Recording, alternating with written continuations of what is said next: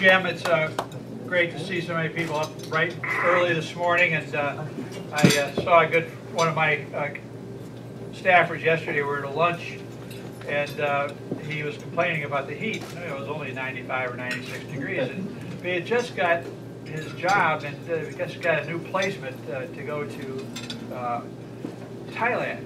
And I said, Bill, take a deep breath. I mean, enjoy this weather, because this is Thailand in the wintertime. So, we'll enjoy it, and great to see everybody here this morning. Talking about bipartisan, the years that I was Speaker, we had about when I started out, we had a 5 or 6 vote margin, meaning that any time that somebody got up in the morning and on the wrong side of the bed, or you ended up going home talking to the press and gotten yourself in a corner, and we had a piece of legislation that we had to move, 5 or 6 votes all of a sudden disappeared, especially when you knew that Ron Paul and Dennis Kucinich were going to vote almost together all the time. And so talking about real bipartisanship was really kind of on the other side of the extremes. But you had to deal with that. And I said there are 3 days in Congress, Tuesdays. You come to work on Tuesday, you come to work on Monday morning, you maybe visit the White House and see the agenda, and then you start to talk to your staff on Tuesday morning. And well, this guy was here, and we have a problem here, and this chairman and that chairman, we have a dispute over jurisdiction. Believe me, Bill, it really happened. And you had all these things that were. I always called Tuesdays the days of the impossible. And you had our moderates that wanted one thing, our conservatives wanted something else, and never the twain should meet.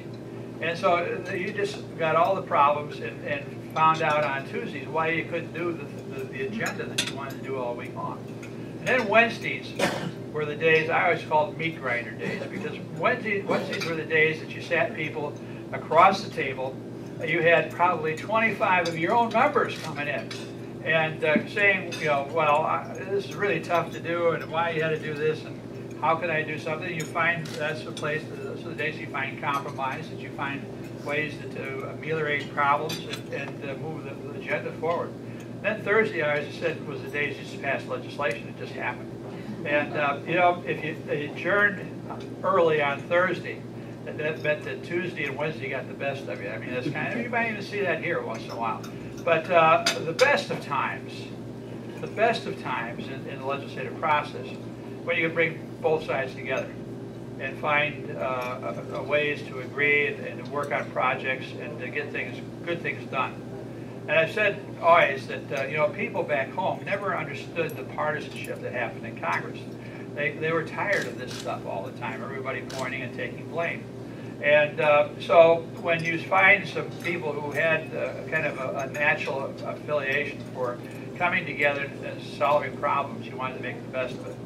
And I have to say, the next gentleman I'm going to introduce, a gentleman from the other side of the aisle, John, I still say, they would have let us do that energy bill a couple of years ago, we wouldn't have had all the problems we have today. But John got an energy bill, I got an energy bill, then all of a sudden that was after I left the speakership, and all of a sudden you started to get these messages from, that filtered down from above, and we didn't move that bill any farther than its conception.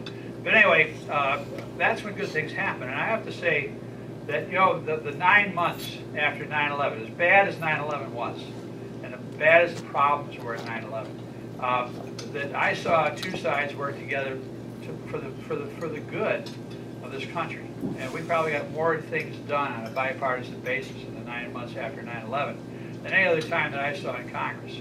But there was a common need and a common thread, and people did come together. One of the gentlemen that I've always depended on to be able to do that was John Tanner. John had the ability to walk across the aisle. He was the quintessential blue dog. He had groups that he could bring and persuade and bring to the table and actually numbers to bargain with. And his certainly friendship and ability and kinship and ability to get things done in a political way with our members was legend.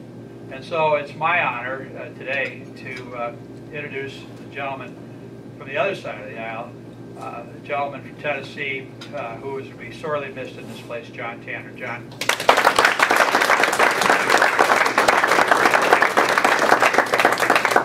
Thank you, Mr. Speaker.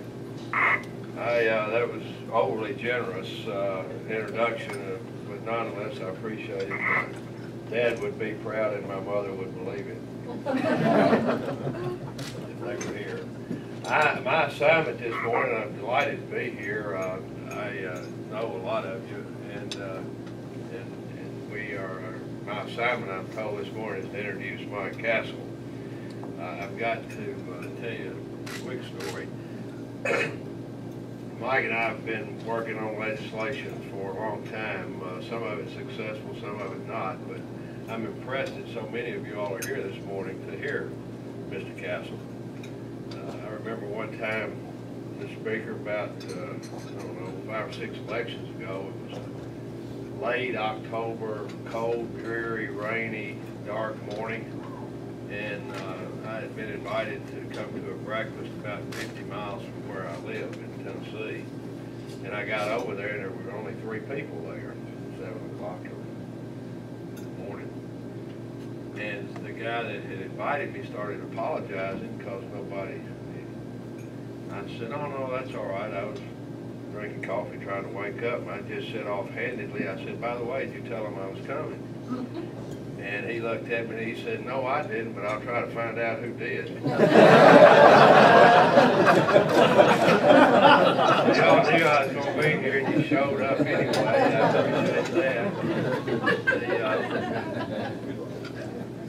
A lot of people don't know this, but Mike and I got together back during the welfare reform days in 95, 6, somewhere in there. And actually, the genesis of what was later law came from he and some of his friends and me and some of mine as we tried to figure out how to go from an entitlement program that we couldn't afford to a humane approach that would work and reward work more so than non-working by the law itself. And that was one of our successes. We have been working on, I'm sure he'll expound on this, a couple of bills with respect to redistricting. I'll be very, very brief because he'll talk about it more than I can. But we discovered when we were working on this and trying to figure out why this place is paralyzed by partisanship, we discovered that there are only 91 districts out of 435 in the House that are within the hypothetical margin of error of a 50-50 voting pattern. Said another way, 344 seats here are outside the hypothetical margin of error, either R or D, which means that 344 theoretically come here responsive to the most partisan elements of American society. And so when you start breaking down what has happened, it's no wonder that more and more we see mindless partisanship versus a bipartisan approach that actually addresses American problems, and we become American Republicans or American Democrats rather than Republican Americans or Democratic Americans. It's a big difference, and it's one of the reasons this place doesn't work. We've gotten together and tried to put forth 2 bills, one mandating independent commissions across the country all at the same time. It would be the only way to do it without one state being disadvantaged from another who did it. And then we have a transparency bill that just says whoever draws the district lines has to have a hearing before they do it, so that interested parties, for example, the citizens, have some say-so about what happens. I was over in Croatia. In fact, I think on one of our NATO trips, Dennis and I ran into each other somewhere, and I told the president serving as the president of NATO PA, so I was doing a press conference in that role with the Prime Minister of Croatia, and I told him right before we went out, I said, "Mr. Prime Minister, I got to tell you something about this democracy stuff. It's not very good." He looked at me in a funny way. I said, he said, "What is it?" I said, "Well, sometimes the citizens have ideas of their own." He didn't know either way. I know that Speaker Hastert and Mr. Frenzel and everybody who served over there in some capacity, either member or staff, knows that one of the true joys of having the privilege to be here in Washington representing other free men and women is the people you meet.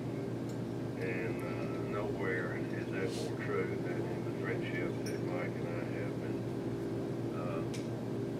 so lucky to have through the years. And so it's with a great deal of pleasure that I don't know how I introduce you to this group, but you know, thank you all for letting me be here. Mike?